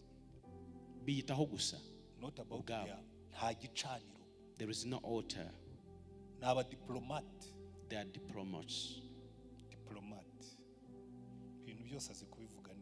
Everything is well organized, well arranged. The speech is well arranged. n'ibyo atemera ashobora kubikubwira They are good in speech. Even things they don't believe, they will arrange and eloquently speak it out.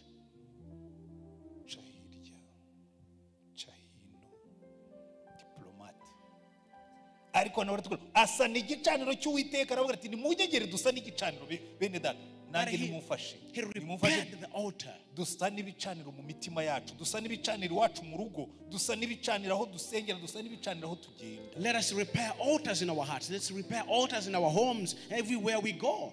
Revival comes iyo critical number y'abantu basanye ibicaniro.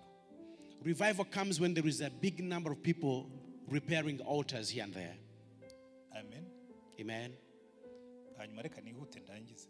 Let me rush to amaze kubaka conclusion. igicaniro After ashyiraho ikintu noneho kitureba twese. Now he did something that concerns all of us. Azana igitambo akirambika ku gicaniro. He brought an offering and laid it, actually a sacrifice, and laid it at the altar. Hanyuma arangije basukaho amazi. And then they poured Barongera water. basukaho And they amazi. poured Barongera water. basukaho. And they poured water. Abantu benshi rero iyo basoma kiriya gitambo binitse mu mazi. So when many people read about this sacrifice that was put in water, icyo bo biyumvira bumva yuko yashakaga ko batagira ngo yashyizemo umuriro. what they think about is that the people should not know that maybe they would imagine that he would put fire somewhere. No, he baptized the sacrifice. Arakinika. And he immersed it. It's a big symbol. Ni igishushanyo gikomeye cyane. Ikimenyetso gikomeye. It's a big symbol. Arakinika mu mazi. He baptized the sacrifice in the mass water. Burya nicyo bitaga kubatiza. That was baptism. That was baptism. Baptism yacu ni igishushanyo cyuko twapfanye na Kristo tugahambanwa nawe. Igitamba gihamba mu mazi. The sign of our baptism is that we died with Christ and we rose with him. So the sacrifice was first baptized. It died and he buried it in the water first. Yewe nakunze ko nabatijwe kuko yewe nabatijwe ndi umukatolika mu mazi menshi. I was a Catholic when I got baptized in mass water. Njya kwiga mu Bwongereza ariko nshaka kubatizwa. I went to study in England, but I wanted to be baptized. Kuko nari maze gukizwa. Because I had gotten saved. Mbwira pastor ndamwe ni pastor ndagira. Then I told the pastor, ndashaka kumbatiza kandi mu mazi menshi. I want you to baptize me, but in mass water. Kuko bambatije ndi uruhinja nkura ndi umupagani. Because I was baptized as a kid and grew up as a pagan. None nakiriye Yesu nk'umucunguzi n'umwami. Now I received Jesus as my Lord and Savior. Ndashaka kubatizwa kandi ndashaka kubatizwa mvuze. I want to be baptized at my old age when I know and I have spoken out. Aramwira turashaka kuvuga iki? What do you want to say? Uzampe ntanga ubuhamya. I want time to give a testimony. Mfite 4 sentences nzavuga gusa. Sinzarenzaho. I have 4 sentences to make. Mfite interuro enye nshaka kuzavuga. Nzamanika ikiganza mbwire Imana ngo Mana warakoze kumbabarira ibyaha byanjye. I will put up my hand and say, Lord, thank you for forgiving me of my sins. Icya kabiri nzabwira Satani ngo igihe nagukoreye kirahagije sinzagaruka. Secondly, I will tell the devil enough of what I did for you and I will never come back. Mbwire umutima wanjye ngo umutima wanjye ubyakira utyo nuko ngiye kubaho. Then I will tell my heart receive it like that. That is what it will be. Mbwira baraho ngo mumbere abagabo ko nabivuze mwumva. And then I will tell people present, be my witnesses. Pastor araseka. And the pastor laughed at me. Icyo gihe nari mfite imyaka 27. I was 27 years. Arambwira ngo nabonye abajene. He said, I've seen the youth. Ngo ariko ngufite passion. But you are so passionate. Ngo rwose urwo ruhusa nzaruguha ubanze uvuge ayo magambo. He said, I will give you that time to say that. Arambatiza. Then he baptized me. Nakunze rero ukuntu babatizaga. So I loved the way they baptized. Pastor yaragufataga. The pastor would take you. Yewe namaze gutanga ubuhamya nawe ambatiza mu buryo bujyanye n'ubuhamya natanze. He actually baptized me in the way I gave a testimony. Tumaze kumva ko Antoine yemera ko yari umunyabyaha. After hearing that Anthony has declared he was a sinner.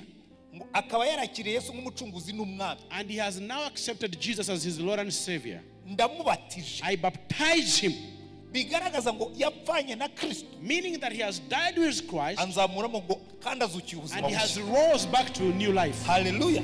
Hallelujah. Buriya iki ni ikintu gikomeye cyane. That was a great thing. Ntabwo ari igitambo kibonetse cyose kizanezeza Imana. It was not any sacrifice that will please God. No. Ni igitambo cyabatijwe. It is a baptized sacrifice. Igitambo cyapfuye. A sacrifice that is dead. Kigapfana na Kristo. Died in Christ. Kikazukana nawe. Rose back to life. with uzi it. abantu benshi barasenga They pray. but they are not dead. Barasenga ariko ntibarapfa. They pray, They pray, barasenga they are not dead. ariko ntibarapfa. They are not dead to sin. Ntago barapfa ku byaha. Ntabwo bahambwe ngo bapfe. They did not get buried. Hanyuma arangije aravuga ati ariko ibi ntibihagije. And then he said, this is not enough. Igitambo bamaze kukibatiza. After baptizing the sacrifice, Aravuga ati umva rero Mana noneho. I said, Lord. He prayed, noneho arasenga. Then he prayed. Aravuga ngo umva rero Mana. I said, Lord. Isengesho yasenze ritandukanye nayo tujya dusenga. The prayer he made this time is Mana ya different. Aburahamu, God of Abraham.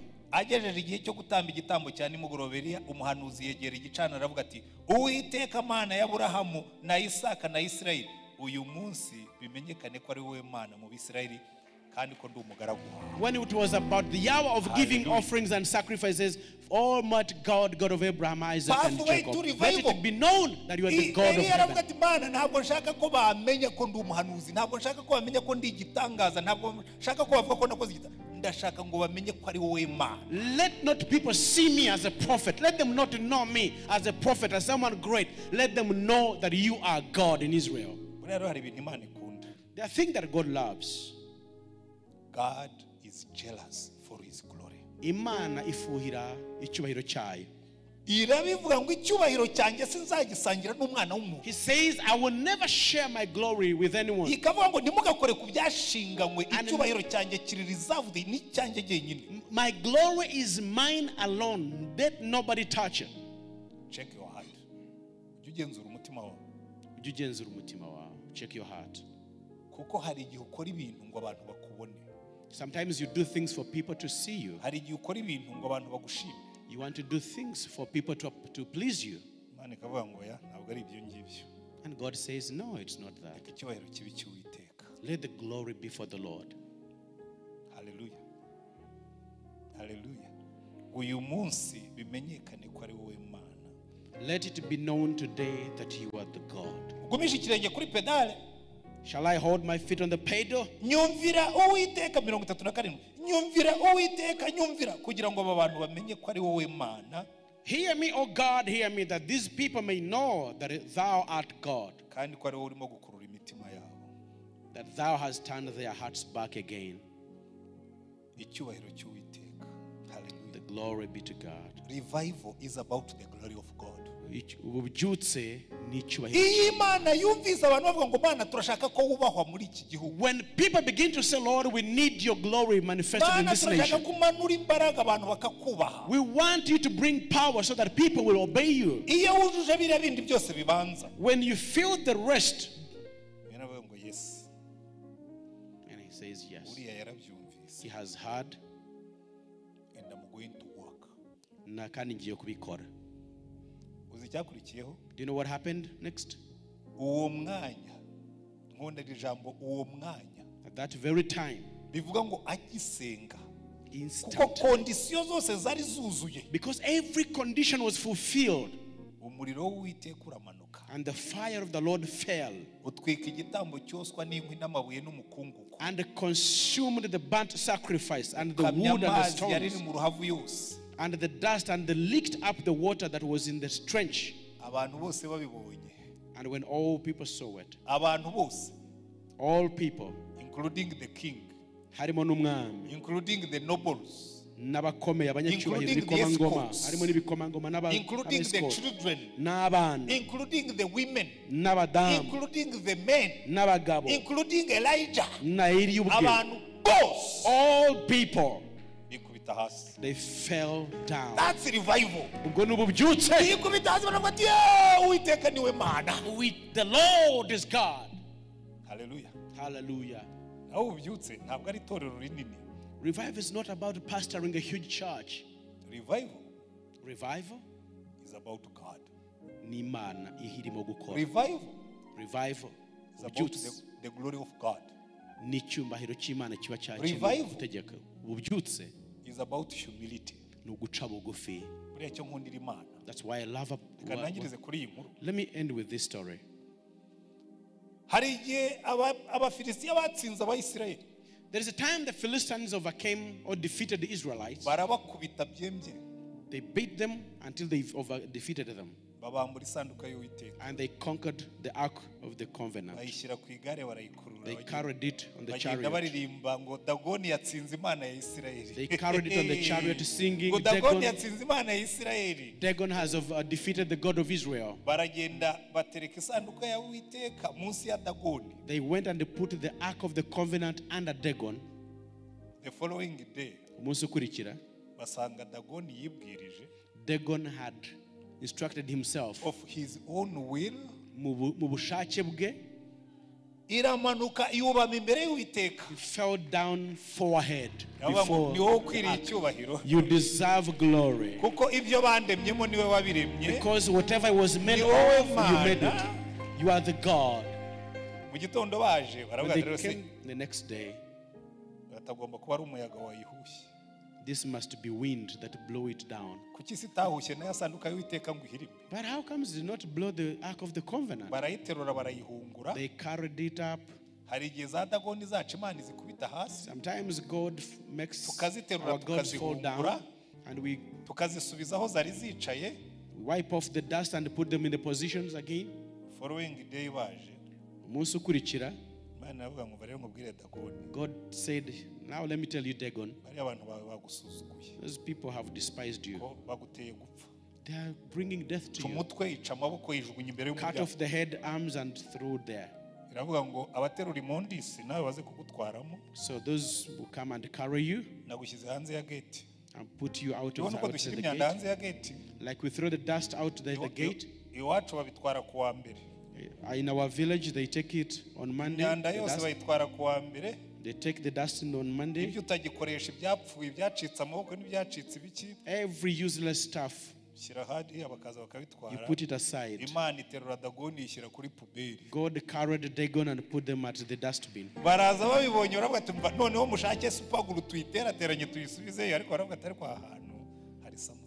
And they were like, we would put him back together and see how we can fix him. Something there. And the people fell down, including the king. Hallelujah. Hallelujah. All the Dagons, when the might God comes, they bow down. Hallelujah. Hallelujah. We stand upright. I am Jewe. Dr. Antoine Rutayisire. Jewe Dr. Antoine Rutayisire. Senior pastor of a big church. Pastor mukuru w'itorero ry'ibihumbi. Jewe.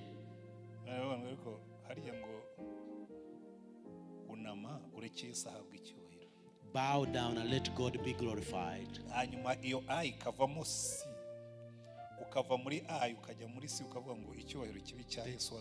You get out of I, you go to him. Let it be the glory of God and the Spirit that works in us.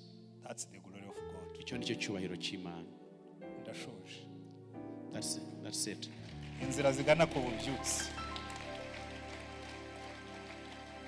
Iyambere. Iyo Uwiteka avuze. When the Lord speaks, ububyutse buzaza umunsi tuzicara tukavuga. Revival will come when we sit down and say, ariko ijambo rya nyuma rikaba iry'Uwiteka. But let the last word be from God. Tugatega amatwi akatubwira ngo nimuhaguruke mugende mumbwirire abantu banjye. When we listen and hear God say, go and tell my people, this is what the Lord says. Uko niko Uwiteka Imana avuga. Ububyutse buzaza. Revival will come. Umunsi pastor azicara imbere y'Imana. When pastor will sit, when the pastor sits before God, made in heaven, and brings the message, not made in documentation. Butari mu nyandiko. Turagenda tugasoma za encyclopedia, tugasoma za concordance, tugasoma amakomanteri, tugaconcoctinga messages zivuye mu bwonko bwacu. Revival will come when God speaks. Ububyutse buzaza ruko Imana yavuze bitavuye mu gushakisha mu nyandiko. Uko Eliya yicaye Sarefati, Imana ikamubwira ngo Eliya, go back. Like he was sitting at Sephath and God said, Elijah, go back. Umunsi tuzava imbere y'Imana tuvuga ngo Imana yambwiye ngo mbabwire ngo. The time will say, God said, I tell you. Ntaje kubabyinirira. Not just to pamper you. Dusigaye tuvuga ubutumwa bwo kwibona. These days we preach the gospel of. Ndabizi Joseph hariya. I know you're Joseph there. He's having an affair. Afite inshoreke. Nimvuga ku by'inshoreke. If I talk about second wives, he will get mad. He will be mad aransarana. Kandi ntajya atanga icyacumi gitubutse. And his tithe is quite good. So I better behave. So I have to behave. Ngomba kubyitondamo. Wajya kuvuga ikindi. When you're about to say something else, kwibuka yuko John, you remember that John arya ruswa. Is a corrupt man. Imana yakubwira ngo bivugeho. But when you're about to talk about corruption, ariko John will get angry. John ararakara. And he will go. Kandi azava mu itorero. Kandi ndamukenera. But I need him also. Iyo nagiye vraiment bamfata neza. When I go to his house, they take good care of me. Sometimes bakantera n'akantu. Yeah, sometimes they give me some good offering. Ariko iyo uvuye imbere y'Imana. But when you're from the presence of God, Elijah came and said, the Lord has said, choose. Point number 2 muri revival. Make your choice. Hitamo. Niba ugiye gukorera Imana, ukorera Imana. If you are to serve the Lord, serve the Lord. On his own terms and conditions. Mu bushake bwe, mu mabwiriza ye. Ntabwo Imana ari twe tuyiha amabwiriza niyo yaduha. We don't instruct God. We don't give him conditions. Ntabwo ari grand frère ngo tujye inama. He's not our brother that we should sit down and agree on what to do. Yambwira abantu ngabo Imana ntabwo ari grand frère. I tell people that God is not my brother. Ntabwo njye numva abajene baririmba Yesu ngabo nti Jesus is not your boyfriend. I hear the youth sing about Jesus. Jesus is not your nagari boyfriend wawe.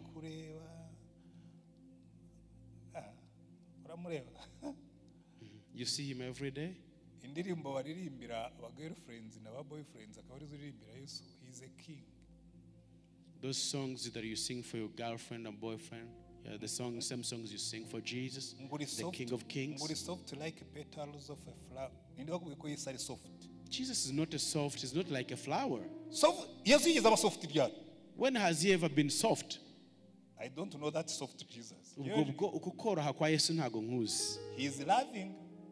Ariko ibyo kumugira soft ibyo mubyihorere. Agira urukundo arakunda ariko ibyo koroha cyane byo kareka.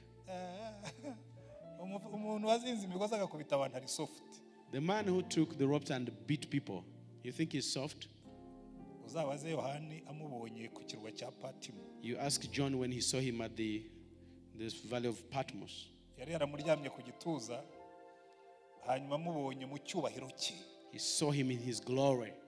I like Jesus ukuntu yagiye gusura Yohana. How Jesus appeared to John. Ni nk'uwabona president aje kugusura akazana za motorukeda ajya agendamo iyo agiye kuri stade ku minsi mikuru. Like if Yesu yaje mu cyubahiro cye cyose. Jesus appeared to John in his. Yohana ahindukiye amukubise amaso aravuga ati He appeared to him in the fullness of his glory. Aravuga ati ubaye iki mwana?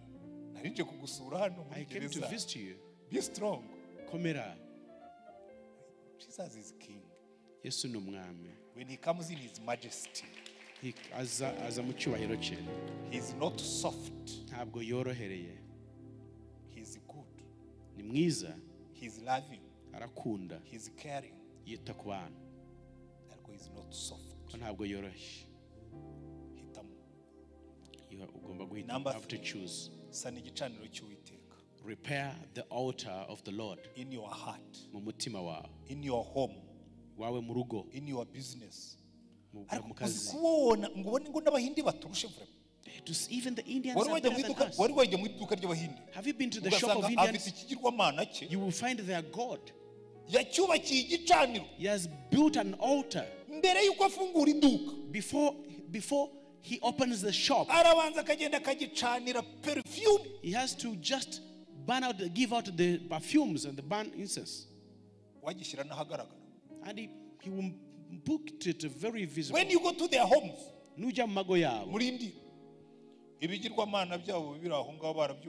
their gods are visibly there. But us, we hide his presence. The glory of the Lord. We need to repair the altar. Number 4. ntabwo umuriro w'Uwiteka uzamanuka nta bitambo biri ku gicaniro. There will be no fire of God unless there are sacrifices at the altar. You have to stand up. Stand up and let's give sacrifices. You know, if there is a dangerous prayer, I surrender. It's telling God that I surrender. I will be your sacrifice. And I come to you as a sacrifice. Don't pray that prayer. Never pray that prayer. Don't jokingly pray that prayer. When I was when I was young, I wrote to God. When I got saved, I was burning. I was on fire. I'm not off. I'm just timid a little bit. Not timid. Tamed. I got tamed. It shapes you that you don't burn people so much. You are hot, but you're not burning. But when I had gotten saved, you should have seen me.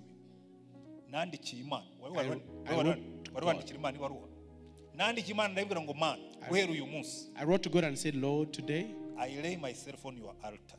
Nsize ubuzima bwanjye ku gicaniro. Use me. Nkoresha. Igihe uzanshakira. Whenever you want me. Aho nzaba ndi hose. Wherever you will be. Nutegeka nzumvira. If you command, I will hear. Igomba kuba yarandebaga mu ijuru igaseka.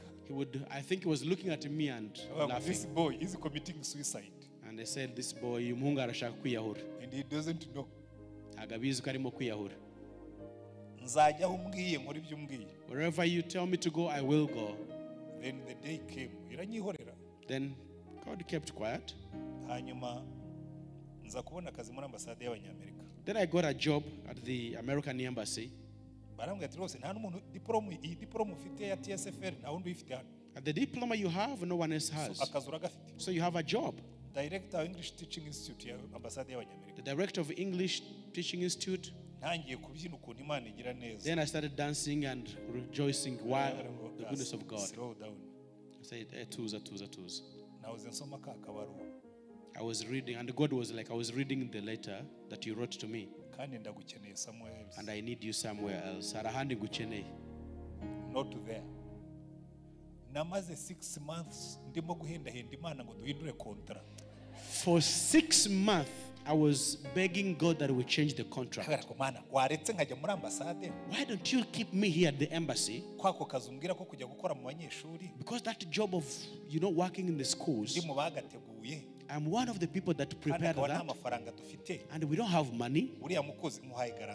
I'm giving you the guarantee. I'll be paying him. And God keeps quiet. Finally, he became so vocal to me. He spoke to me in an audible voice. Said,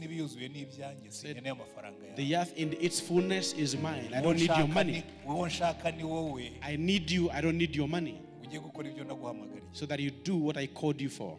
I went because I signed.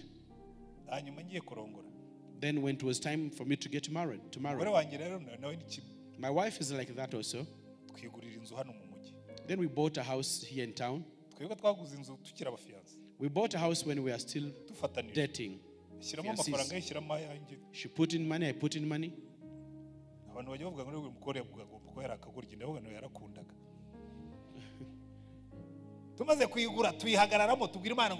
This house we dedicate to you.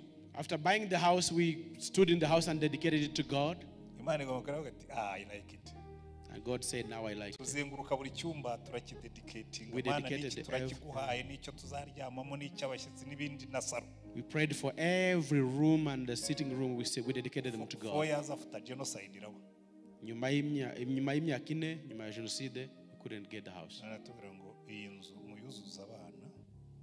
Fill this house with children. My house was like an orphanage. And I would tell God, but we made a mistake. How could we dedicate this house to God? The joy of it. Yeah, whatever you give to God, He will multiply it. So tugiye kubwira Imana ngo Mana Now you're going to tell God to touch you, to use you. buriya natangiye mbere kuko nkunda gusakuza nawe reka tubanze dusakuze mbere kuko nyuma turaza gusenga. I started shouting so because I knew we are going to pray. Ndagira ngo abantu bo muri korali, the people in the choir, bamfashe. Let them help me. Hari umuntu uzi ni chorus yoroshye ivuga ngo nkoraho Mana. There is this simple chorus which says, touch me, Lord.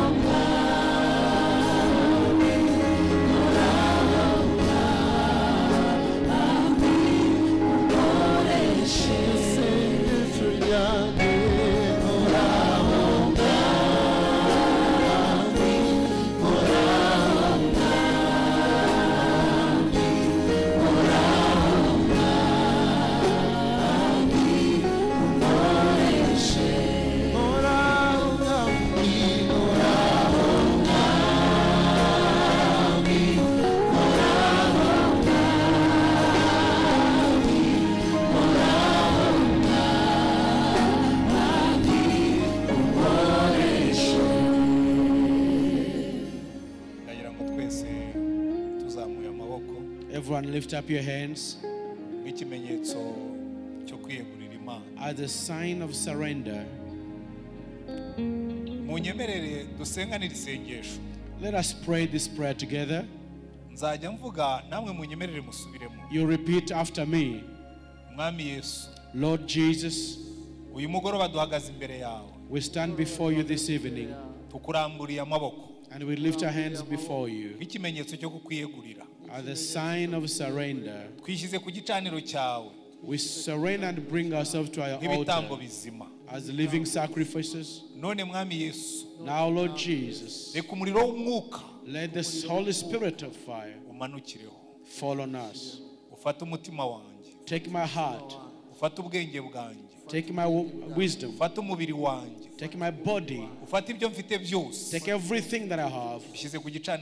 I lay them at the altar. And Lord Jesus, this evening I pray that you fill me with the Holy Spirit. Holy Spirit, you are the one we are giving. We give you the opportunity. Take control. Work in me. Use me. Speak and I will hear. Take control and I will obey. And everywhere I go, your fruits will be manifested.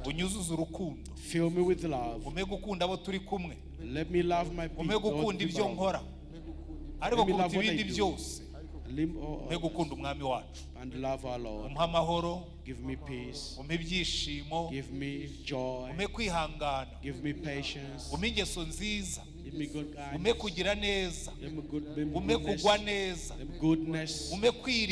And patience and self-trust and righteousness and humility. Holy Spirit, touch me all and lead me and guide me. Use me. And let's work together. And let me glorify my Jesus. Thank you, Lord Jesus. I know you're going to do it. Amen. Amen. Imana ibahe umugisha. God bless you. Reka nshimire Pastor Julienne n'abo bakorana. I want to appreciate Pastor Julien and the Nshimire na team Pastor Stanley ni nawe wampamagaye. and the Pastor Stanley who Kuretse called ko me. nahinduyeho gatoya. Nshimire abo muri Grace Room. And I thank all the members of Grace Room. Ariko mbasigire challenge. But I want to leave with you this challenge. Let's escort this nation. Let's Duherekeze iki gihugu. escort this nation. Tugira abaherekeje abayobozi runaka. Let's have people escorting all the leaders. Umenye ibyo barimo, umenye ibyo bakora. Know what they are involved in. Know what they are doing. Nibishoboka uzamenye ibyabo byose. Possibly know everything. Ubasengere. Pray for them. Tubasengere. Pray for them. Tusabe imbaraga z'umwuka. Let's pray for the power of Murebe icyo Imana igiye the Holy Spirit, and you will see what God is doing. Hari ibyo Imana izakora. There are things that God will do. Icya kabiri, Secondly, musengere itorero pray for the church, ryose, the whole church, not just your pastor. not your pastor. Nagari pastor wawe gusa. Go beyond. Go urenge ku mushumba wawe. Usenge ngo muri iyi myaka turimo, Pray that in this generation, in this Imana time, ihagurutse abashumba, let God raise up pastors, ihagurutse abaririmbyi nk'aba, raise up worshipers like these, ihagurutse abanyamasengesho and intercessors bagiye gusengera igihugu kigahinduka. who are going to pray for this nation. Ibindi Imana izababwira. The rest God will do. Nababwira byinshi, I have many to share with ariko you, ibi birahagije. but that is enough. Pastor Julien, Imana iguhe umugisha. Pastor Julien, God bless you. Bijya binezeza cyane kubona abantu batoya nk'amwe I love it when I see young people like you murimo gutera intambwe ndetse mukarushaho twari tugeze. taking a step further than where we reached. Nigeze kujya muri conference mpurira n'umuntu witwa John Stott. I once attended a conference and I met John Stott. Yari conference nini cyane, international ya Billy Graham. It was a very huge and international conference for Mbonye Bill abagabo Graham. bahari ngira ubwoba. When I saw men present, I feared. Noneho uwo witwa John Stott ni umuntu uzwi cyane ariko yitabye Imana muri 2017. John Stott is a very known man, but he passed away in Araza mfata ku 2007. rutugu. Then he touched me Arambwira ngo young man, and he told me, young man, what are you doing here? urakora iki hano? Ndamubwira I don't know. Kuko Namubwira simbizi. naramwubahaga cyane, yari umuntu uzwi. Because I feared him, he was a big man. Arambwira ngo goya, ngo ntumbwire ko utazi icyo waje gukora hano. And I said, don't tell me you don't know what you came here for. Nawe numva ni bampaye kuba plenary speaker, ni kandi topic nzavugaho ni wayanditseho igitabo kinini. I said, I've been invited to be a preliminary speaker, but the topic about this is so very big. Ko nagomba kuvuga ku mukristo n'umusaraba. Because I had to talk about the Christian and the cross. Ndamubwira nakubonye numva mbaye nk'uruzigi. When I saw you, I looked at myself as a Ndamubwira grasshopper. ngo no. I said, no. Ngo you can't imagine how happy I am. Don't imagine, you don't know how happy, ntabwo wamenye uburyo nishimye. Ngo they did a good job Ngo bagize neza cyane to take this young man. guhagurutsa uyu musore. Ngo now I know Ngo ubu neza menye when I die, yuko nimpfa somebody will be speaking about the cross of Jesus. hari umuntu uzakomeza kuvuga ku musaraba wa Yesu nyuma yanjye. Ubu rero iyo mbona ba Pastor Julienne na Grace Room barimo gusenga n'urubyiruko rungana rutya, When I see Pastor Julien and Grace Room and the young people like you, iyo muba mwaratubonye mbere ya 94 if you saw us before 1994 na nyuma yayo, and after, nta nguni y'u Rwanda ntarayemo. there is no single part of Rwanda where I did not Twaraye mu sleep. bisambu, We slept in bushes, twaraye mu mbaragasa, we slept in twariyirije. cockroaches. Hari n'igihe tutari atari uko twiyirije ariko twabuze ibyo turya. Sometimes we could go without food, not because we are fasting, but because we had no food. But when I see a young person like Julien Ariko iyo mbonye umuntu ukiri muto nka Pastor Julien, na Grace Room ifite abajene na nk'abo, Grace Room ikirimo with young people like this, ndavuga ngo this ministry will not die. this ministry ntabwo izapfa. When we are gone, Nituba tutakiriho, a younger generation will rise and carry on. hari urubyaro rukiri rutoya ruzakomezanya So keep it up. ubu butumwa. Komerezaho, I give you a promise. ndagusezeranya. Ubundi nsanzwe mbasengera I pray for you, ariko I will keep on. but ariko nzakomeza noneho. Kandi ningera mu ijuru, ningenda mbere, And if I go before, nzabwira Yesu ngo nsize hari abandi barimo kubikora. I will tell Jesus there are people that I have left behind. Uretse ko n'ubundi asanzwe abizi. But he also know, I know, Imana ibahe he umugisha rero. knows. Ndatera God umwete bless you. uru rubyiruko. I'm so glad to see people like you. Nejejwe no kubona abantu bato nkamwe. Keep the fire burning. Mureke umuriro ukomeze kwaka muri mwebwe. Kandi musenge. pray. umwana umwe yarambwiye ngo pastor ngo ndagira ngo ndambike ibiganza ngo igihe nzangana nawe nzabimbwiriza nko kubwiriza. One young man told me, Pastor, I want you to lay hands on me so that I will be preaching like you preach. That's bad prayer. Namubwira nti iryo si isengesho. Ahubwo reka nkubwire inzira uzanyuramo igihe uzangana nanjye uzaba preachinga ufite double unction. Ndamubwira, let me tell you what you would do so that when you be preaching, you'll be having a double portion. Nzabibabwira ubutaha. I will tell you what you have to do. Ariko I'm so glad to see you. Ariko nanejejwe no kubabona. Urabona Julien? Do you see Pastor Julien? Izi mbwebwe komeza zizirikanye imirizo. Keep tying them together. Keep tying these foxes together. You know the story of Samson? Fashe imbwebwe zizirikanye imirizo kubitaho umuriro. The story of Samson. Hasigaye imirima y'Abafilisitiya. Who tied together the foxes and then lit fire on their tails. Together. And they carried the fire to all the Philistines. Fields of the Philistines burned. Yatwitse imirima y'Abafilisitiya yose. Uzabona imirima ya Satani irimo